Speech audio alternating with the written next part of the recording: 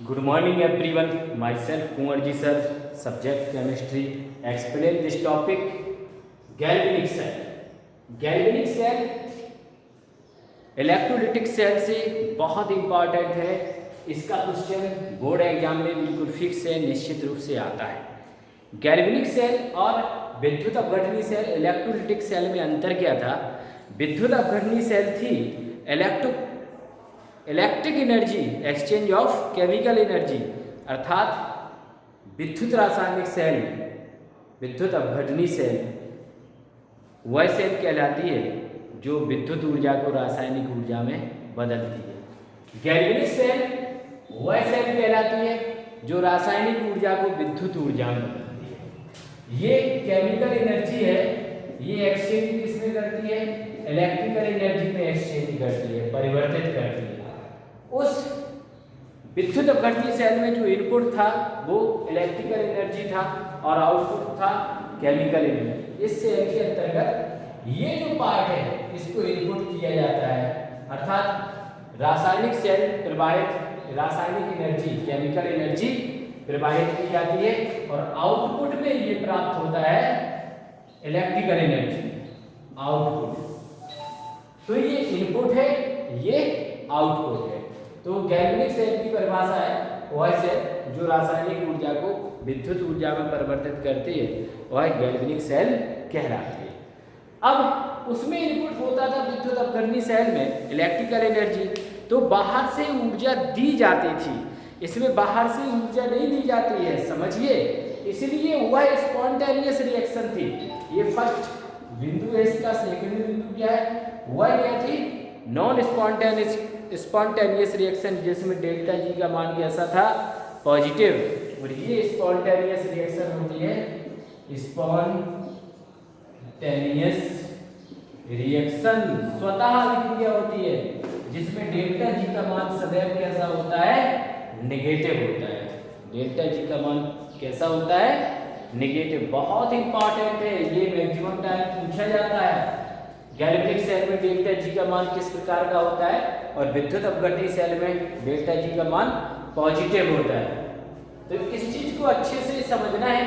अब हम तुम्हें ये बताते हैं ये सब हुआ कैसे। तो सीधा देखते हैं,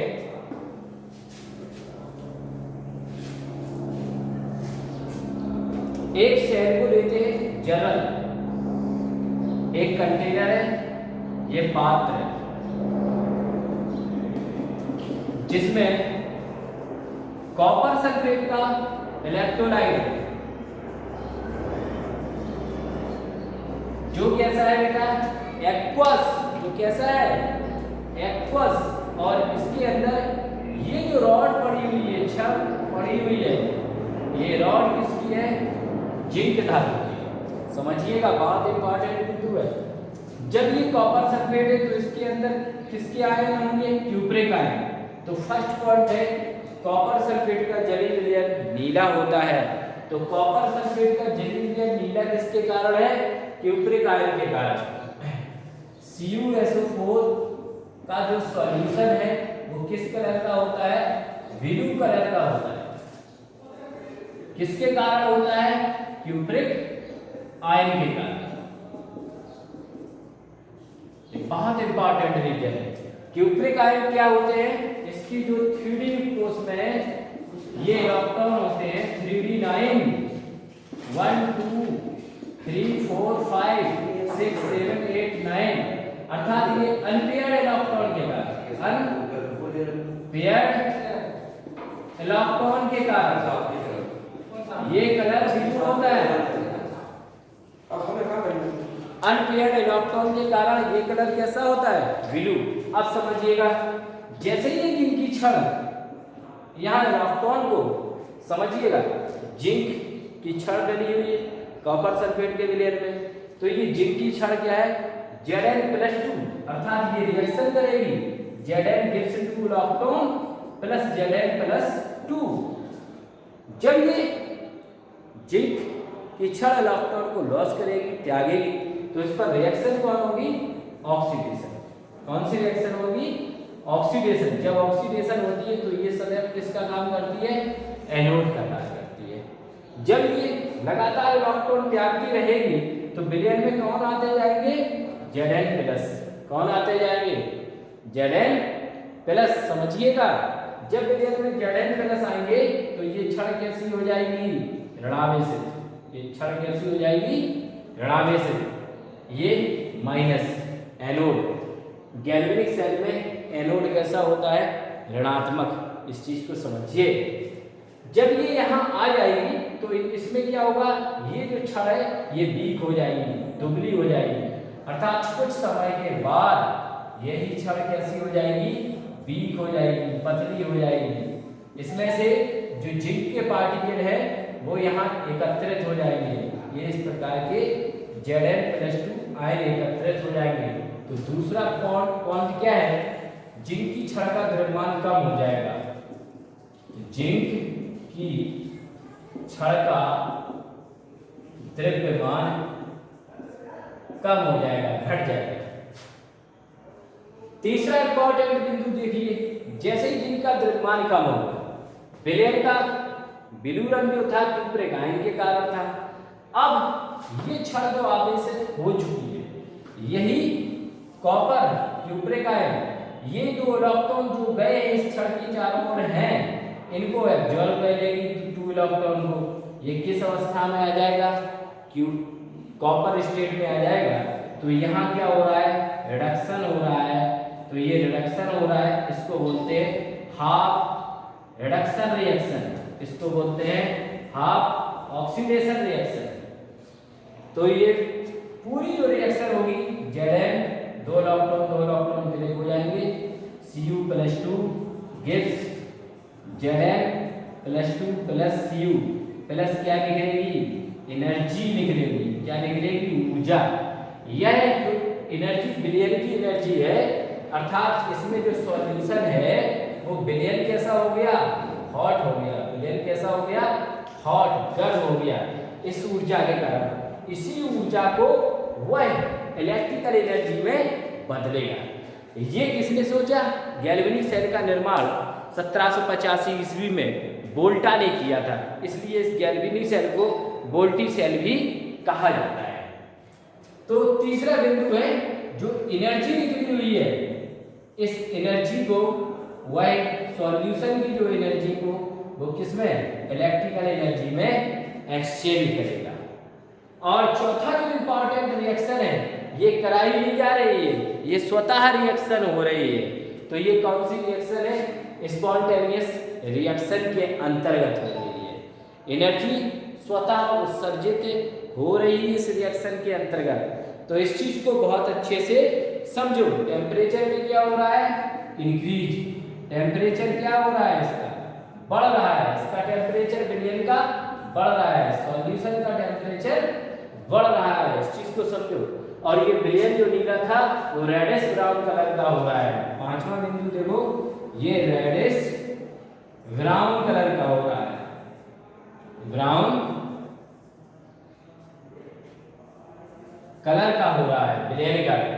तो ये वोल्टा जो वैज्ञानिक था उसने गैल्वेनिक सेल के अंतर्गत ये रिसर्च किया। एक कंटेनर लिया, पात्र लिया जिसमें कॉपर सल्फेट का विलयन था, जिसमें जिंक की छड़ थी, ये लगाई। तो ये 4 इंपॉर्टेंट बिंदु प्राप्त हुए। पहला, कॉपर सल्फेट का जलीय विलयन नीला होता है, वो क्यूप्रिक आयन बनने के कारण ये क्वेश्चन पूछा जाता है। दूसरा, ये लगातार इलेक्ट्रॉन को डोनेट लॉस करती रहेगी तो द्रव्यमान कम हो जाएगा जिंक की छड़ का। तीसरा, जो सॉल्यूशन की एनर्जी, इसका विलयन जो हीट होगा वही सॉल्यूशन की एनर्जी को इलेक्ट्रिकल एनर्जी में बदला जाएगा। चौथा पॉइंट, जब सॉल्यूशन का टेम्परेचर अधिक है, देखिए टेम्परेचर क्या है, मैक्सिमम सॉल्यूशन का, तभी ये गैल्वेनिक सेल में ये कार्य करेगी, अर्थात इलेक्ट्रिकल एनर्जी में बदलेगी। और इसका कलर ब्लू रंग से कैसा हो जाता है, रेडिश ब्राउन के कलर का हो जाता है। अब देखते हैं गैल्वेनिक सेल कैसी होती है और कैसे काम करती है। तो गैल्वेनिक सेल का जो स्ट्रक्चर है वो अब विस्तार पूर्वक से बनाया जाता है। सबसे पहले 2 पात्र लेते हैं, बहुत अच्छे से देखो। ये पहला कंटेनर है, ये दूसरा कंटेनर है। इसमें जो छड़ पड़ी हुई है वो कॉपर धातु की है, कॉपर रॉड, और जिस धातु की छड़ होती है उसी धातु का उसमें सॉल्यूशन होता है। कॉपर सल्फेट का एक्वस सॉल्यूशन है, जलीय विलयन है। तो इसके अंदर कौन कौन है? क्यूप्रिक आयन का सांद्रण है इक्वल टू सल्फेट आयन का सांद्रण है। दोनों का सांद्रण क्या है? इनिशियल स्टेट में, प्रारंभिक अवस्था में बराबर है। इसी प्रकार इस पात्र में जिंक की रॉड पड़ी हुई है, Zn धातु की रॉड है, और इसके अंदर जो सॉल्यूशन है वो ZnSO4 का एक्वस सॉल्यूशन है। जब ये Zn+2 होंगे तो इनका मोलर सांद्रण SO4 इनके इक्वल होगा, बराबर होगा। अब देखते हैं क्रिया क्या होती है। इसी जिंक छड़ को कनेक्ट कर दिया जाता है एक इलेक्ट्रिक बल्ब में। किसमें? इलेक्ट्रिक बल्ब में। जब इलेक्ट्रिक बल्ब से इसको जोड़ दिया जाता है तो अब दिमाग लगाइएगा, इसमें किसका सॉल्यूशन है? जिंक सल्फेट का। तो ये जिंक की छड़ है, इससे क्या निकलेंगे? Zn+2, Zn+2। जब ये Zn+2 निकलेंगे तो रिएक्शन होगी Zn gives 2 इलेक्ट्रॉन, Zn+2। इस पर क्या हो रहा है? ऑक्सीडेशन। ये हाफ ऑक्सीडेशन रिएक्शन हो चुकी है। तो इस पर ये नेगेटिव, ये ऋणात्मक पूरी छड़ आगे से कैसा होगा? नेगेटिव। उसका रीजन क्या है? क्योंकि इन्होंने 2 इलेक्ट्रॉन को डोनेट कर दिया है, त्याग दिया। तो जहां ऑक्सीकरण होता है वो क्या कहलाता है बेटा?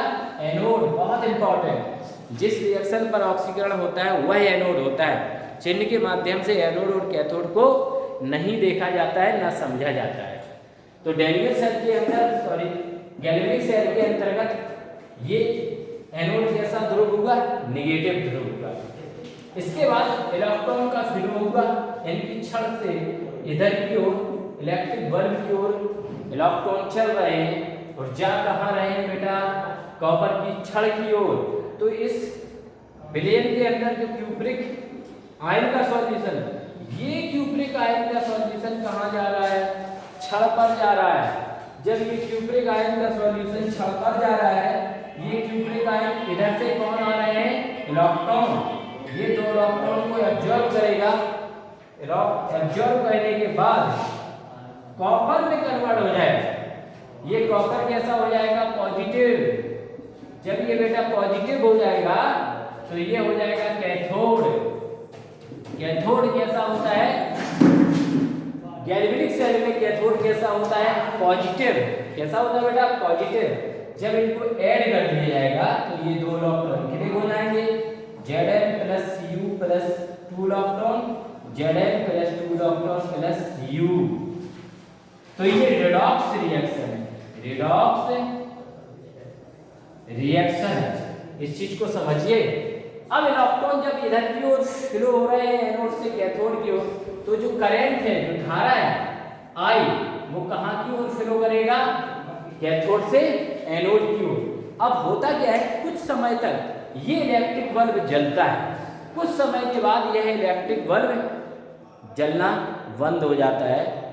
तो जलना बंद क्यों हो जाता है? उसका रीजन ये है, जैसे ही विलयन में ये Zn धनायन आएंगे तो विलयन में Zn धनायनों का सांद्रण बढ़ जाएगा। इसका सांद्रण क्या हो जाएगा बेटा? बढ़ जाएगा। जब Zn धनायनों का विलयन के अंदर सेल सांद्रण बढ़ जाएगा तो विलयन का जो नेचर हो जाएगा, सॉल्यूशन का जो नेचर हो जाएगा वो कैसा हो जाएगा? पॉजिटिव। जब पॉजिटिव हो जाएगा, चारों ओर धनात्मक सॉल्यूशन, धनात्मक सॉल्यूशन, ये धनात्मक सॉल्यूशन आ जाएगा तो विलयन में Zn धनायन नहीं आएंगे और इलेक्ट्रॉन बाहर नहीं जाएंगे। अब इलेक्ट्रॉन यहाँ देखिए, जब क्यूप्रिक आयन विलयन में सल्फेट आयन के बराबर है, जब ये क्यूप्रिक आयन इस छड़ की ओर चले जाएंगे, इलेक्ट्रॉन को एब्जॉर्ब कर लेंगे, जो 2 इलेक्ट्रॉन ऊपर से आ रहे हैं, तो क्यूप्रिक आयन की सांद्रता यहाँ कम हो जाएगी, सल्फेट आयनों की सांद्रता यहाँ बढ़ जाएगी। जैसे ये सल्फेट आयनों की सांद्रता इंक्रीज हो जाएगी तो सॉल्यूशन का जो नेचर हो जाएगा वो कैसा हो जाएगा? नेगेटिव। सॉल्यूशन का नेचर कैसा हो जाएगा? नेगेटिव। यहाँ ये इलेक्ट्रॉन को आने नहीं देगा और यहाँ से इस छड़ से इलेक्ट्रॉन जाएंगे नहीं।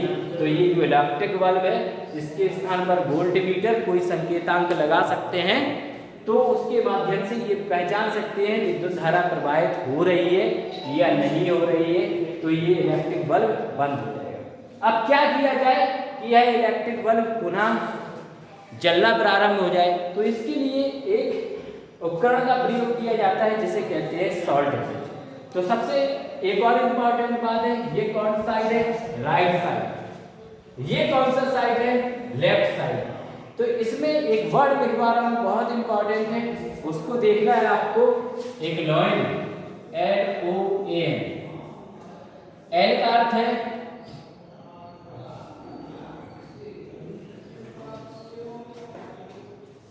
O का अर्थ है ऑक्सीडेशन, L का अर्थ है लेफ्ट और A का अर्थ है एनोड, N का अर्थ है नेगेटिव।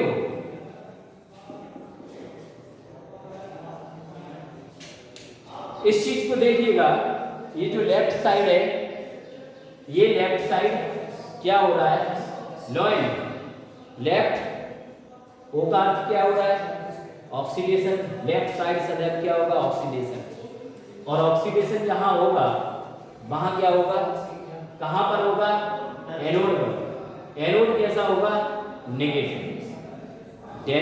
गैल्वेनिक सेल के अंदर ये लॉइन का अर्थ है, अर्थात इस लेफ्ट साइड के पार्ट का अर्थ है। एल का अर्थ लेफ्ट, O का अर्थ ऑक्सीडेशन, A का अर्थ एनोड, N का अर्थ नेगेटिव। इसके ठीक विपरीत, इसके ठीक विपरीत राइट साइड चलते हैं। राइट साइड का अर्थ होगा, वहां देखो लेफ्ट का उल्टा ठीक क्या होता है, राइट। राइट ऑक्सीडेशन का उल्टा क्या होता है, रिडक्शन। एनोड का ठीक उल्टा क्या होता है, कैथोड। नेगेटिव का उल्टा क्या होता है, नेगेटिव का उल्टा पॉजिटिव। तो ये क्या हो गया, राइट, रिडक्शन, कैथोड, पॉजिटिव। तो ये देखिए राइट के साइड ये क्या है, क्या हो रहा है इस पर, रिडक्शन। राइट के साथ क्या हो रहा है, रिडक्शन। इसके बाद सी का अर्थ क्या है, कैथोड, और इसके बाद पी का अर्थ क्या है, पॉजिटिव। तो ये देखिए पॉजिटिव है। तो इस प्रकार गैल्वेनिक सेल को शॉर्ट तरीके से, शॉर्ट फॉर्म के माध्यम से आप 1 सेकंड के लिए ये शब्द याद कर लोगे, लॉइन शब्द, तो आप गैल्वेनिक सेल का पूरा स्ट्रक्चर आसानी से समझ सकते हो। अगले वीडियो में कल मैं ब्रिज सेतु का क्या होता है, सॉल्ट ब्रिज का, वो आपको विस्तार पूर्वक बताऊंगा। It's okay, thank you all of you.